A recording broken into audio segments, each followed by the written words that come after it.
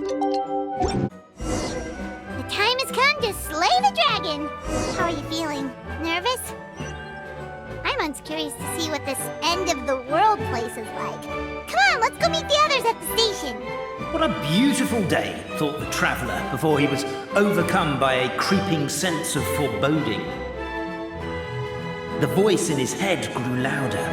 Must go to Pendulum Lane.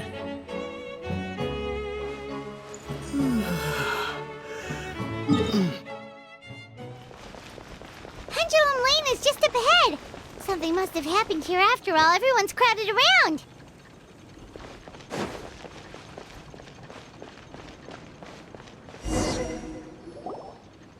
Oh my god, this is terrible! I don't understand. The three great clans of Constellation Metropole have finally made peace with each other. Who could have done this? What happened? Oh no, someone's lying on the ground. Cappe! How did this happen? Cappe, you idiot! Wake up! You need to revise your last words or everyone's gonna start suspecting me! Last words? What did he say? If I wind up dead one day, the murderer was Boberano. Ugh, you could have at least pretended to not remember it. I'm sorry, Boberano, but this is an interrogation. I have to give the detectives straight answers. Don't worry, Boberano. I don't consider you a suspect, nor do I have the authority to charge anyone with a crime. So, are you the last people to have had contact with him? My sincere condolences. You were travel companions, right? It's a real tragedy. I'm afraid he'll be out cold for another hour and a half, at least. Huh? Yeah, I know. It's despicable. Hitting someone in the back of the head is the second worst act of cruelty there is. The first being replacing their gear oil with extra strong glue. So, Cappe's not dead? His gears, metal frame and shell are all still in excellent condition. It's just his energy supply that's been all messed up. Wait. But surely you can't be suggesting that just because Cappe isn't broken, there's no need to go looking for the culprit. No! There's a need! Huge need! Unfortunately, this is rapidly turning into a cold case. There's no evidence and no witnesses. Unless there's an official clockwork pedestal, the goddess of prophecy around here somewhere. Excuse me. Then suddenly the long-lost dragon of old flew across the sky. Where? I didn't see anything. Wait, why can't I move? Oh, my mistake. It was just a cloud. Or a bird. Or something. If only we could turn time backwards and replay the crime. Isn't that one of those, clockwork socket things right behind you? So it is. No wonder everyone here is suddenly struggling to move. Traveller, if you please, let's recreate the crime scene.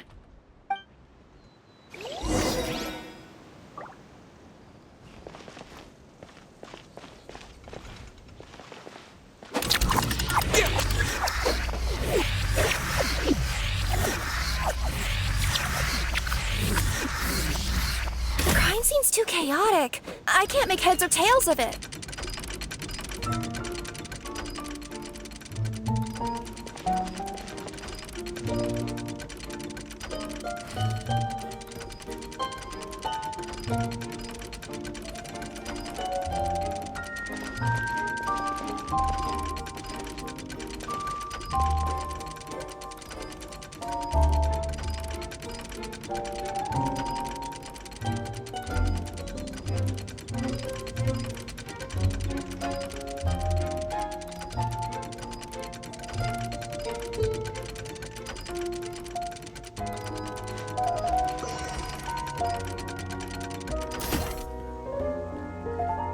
Well, that clears it up. Cappe was walking along the street, and he suddenly collapsed. He was faking it. What? So case closed? Aren't you supposed to investigate a little more first?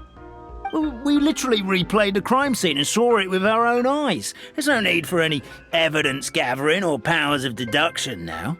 And besides, maybe the truth is inherently strange by nature. Like how Constellation Metropole has 3 histories, each of which is the truth. But didn't you say Cappe was struck in the back of the head and knocked unconscious? For all I know, he could have bashed his head against a toilet bowl before leaving the house, then walked here in a daze before finally passing out. As for why he might have done that, my guess is...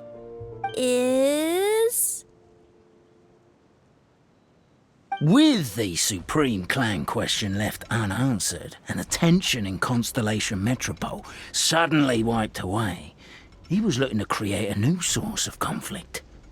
Only then would the city feel alive again. Do we really think he's capable of that, though? Sounds like a pretty complicated conspiracy for the average Simulanka resident. Traveler, something about the crime scene isn't sitting right with me. It just seems unnatural. Also, anything outside of the immediate area won't have appeared in the replay. Is it possible that something was missing from the scene? Why don't we search the area? Wait, what are you doing? Oh, we're gonna head to Cappe's house to check the toilet bowl for signs of an impact.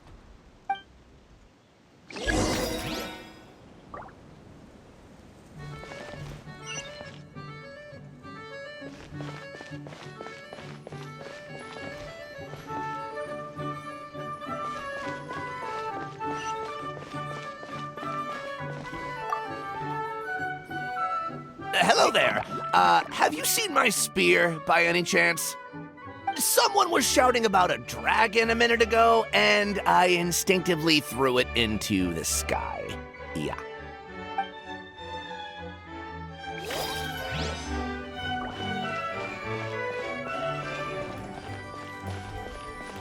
There's a spear here. It looks so mysterious. Let's take it.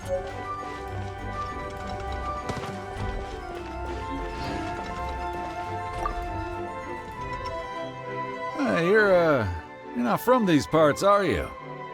Just visiting? Yep, that's right. Why? What's up? Well, I was gonna offer you a great job in the Titanium mines. A safe and secure working environment. Doesn't sound very safe. At least not as safe as being a courier. To keep the titanium ore intact, we use specially designed pickaxes that can't cut through it. Even if you struck a person with it, it wouldn't so much as leave a scratch. And in terms of labor intensity, the work has been rated as Class 2 physical labor by a reputable organization. Even cats can do it. I'm not... never mind. I give up. Welcome to Paimon's world.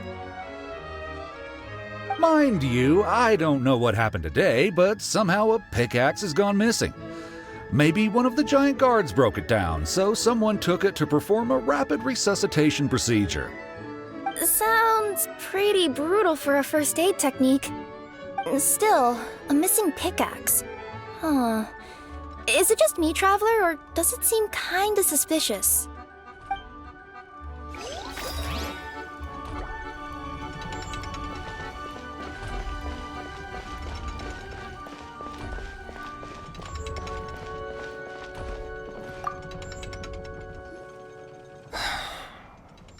Come here. Whatever it is you were looking to buy, please do come back tomorrow. It's just, I have to close early today. A bottle of growth serum has gone missing. If someone's stolen it with the intention of harming others, the consequences could be disastrous. There's a whole investigation into it, so I gotta close the shop while I do an inventory count. If it turns out I'm wrong and I miscounted, I could be charged with filing a false report and disturbing the peace.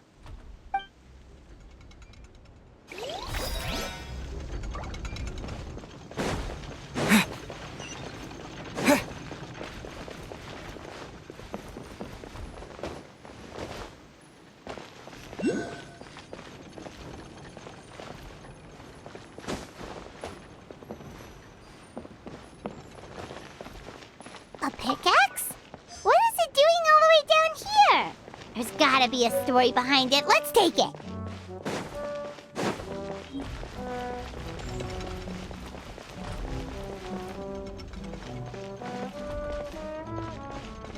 There's a strange potion bottle here. Looks so weird. Let's take it.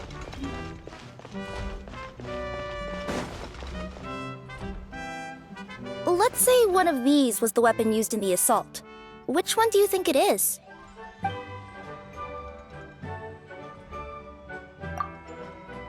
If it was the pickaxe, Cappe sure is lucky it's not still lodged in his head.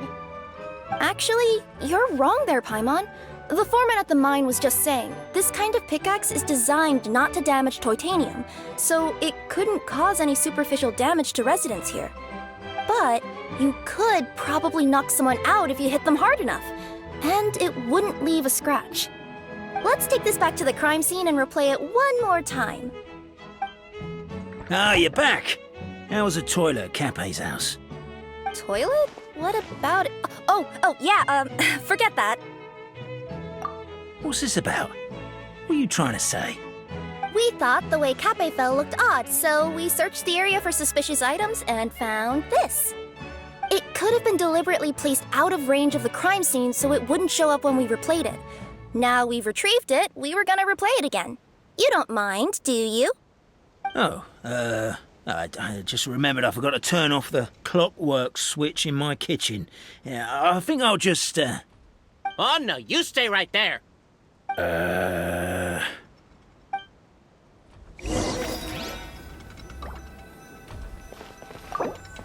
We should be good now.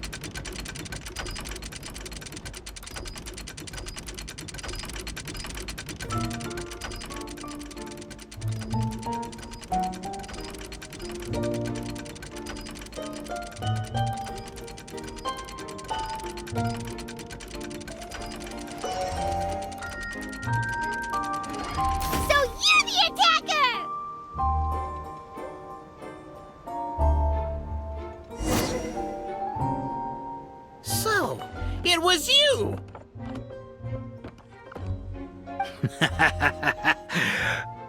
I would congratulate you for cracking the case, but since I did such an abysmal job of covering my tracks, it didn't exactly have your work cut out for you. So, all I can say is... Catch me if you can!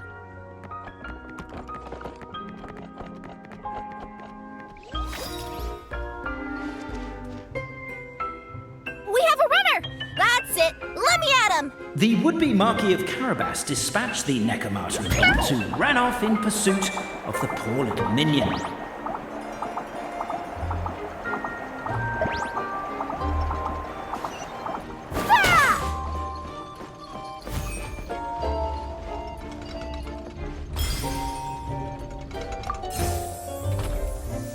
The minion's poor little lower back was protesting painfully against the intense physical activity.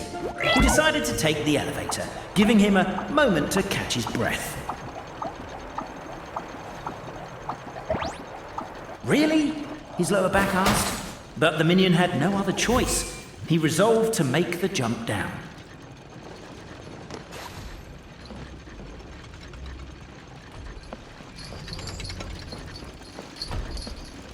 By this point, the Necromancer in boots was gasping for air. The minion was huffing and puffing, even more loudly. But we'll ignore that. I'm not! Don't underestimate the gold-level courier of the Komania Express!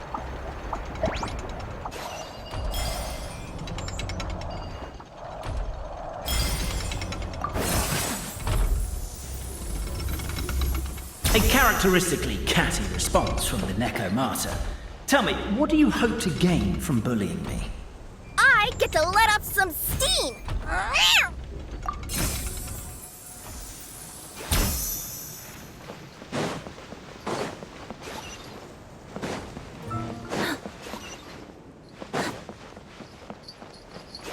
Ha-ha! You fell into my trap. In fact, all the glue in this world is created by me, using my narrator powers. I make it and the residents just gather what they need. Rats! Oh, I'm so jealous of you guys right now. You can just jump out of your shoes and keep running, but Wait, I'm wearing boots this time. Yes! The unnamed minion made a last-ditch escape attempt. He began his long climb, up the wall, the tall wall. He began his long climb up the tall wall. You call that a tall wall? In Urgent Neko parcel mode, I'll scale it in no time. I'm beat. I surrender.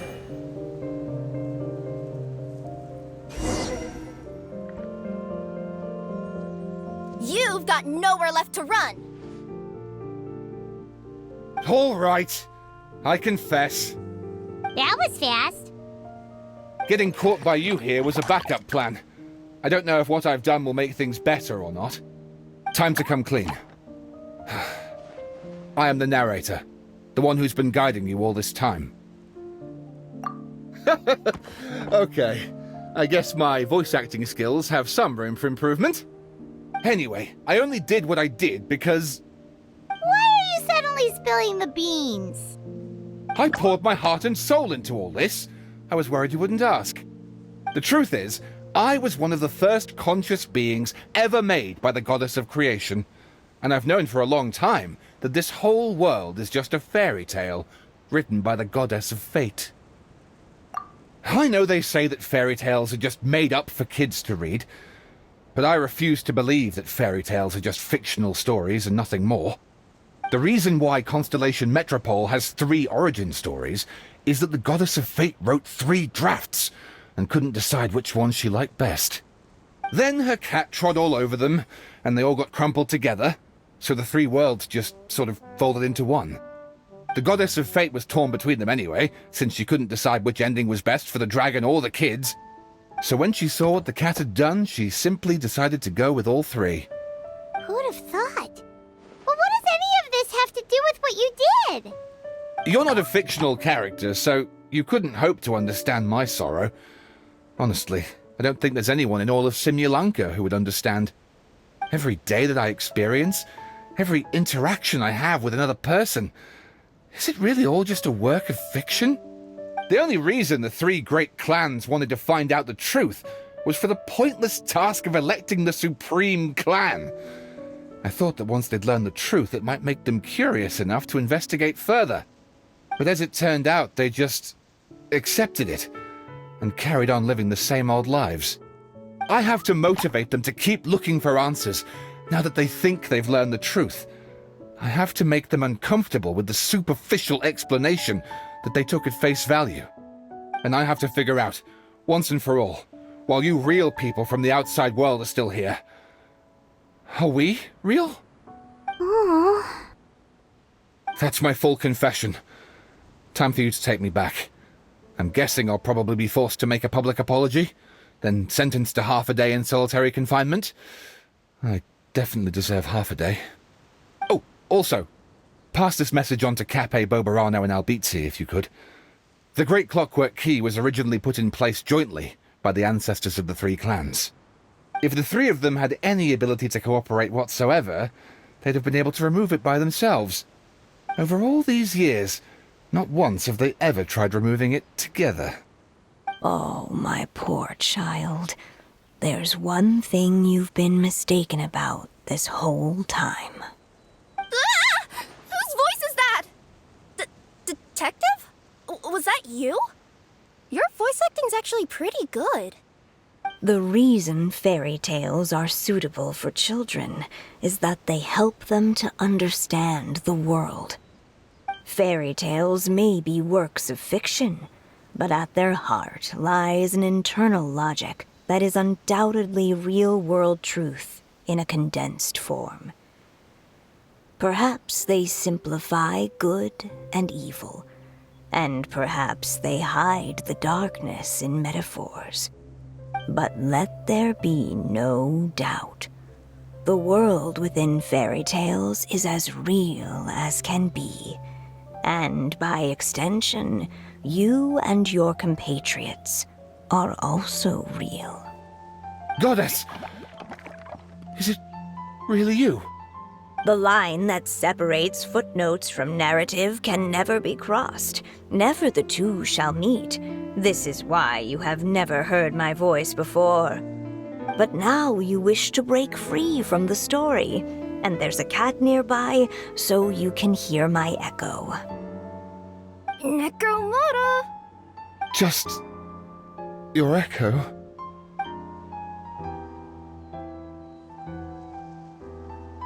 Oh, poor detective. So, we are a part of the real world too.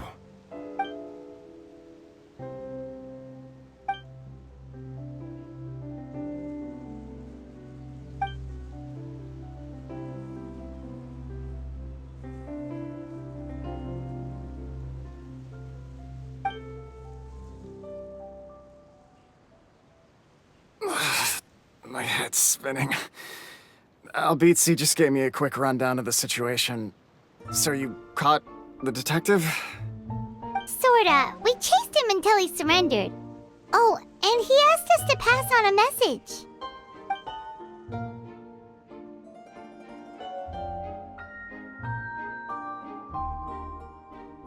Does he really think we didn't try that? 'Cause we did! After 6 months in that place! That was my bad. I thought it was a stupid idea at the time, so I didn't really exert myself. I also sort of stopped trying after 3 years. You...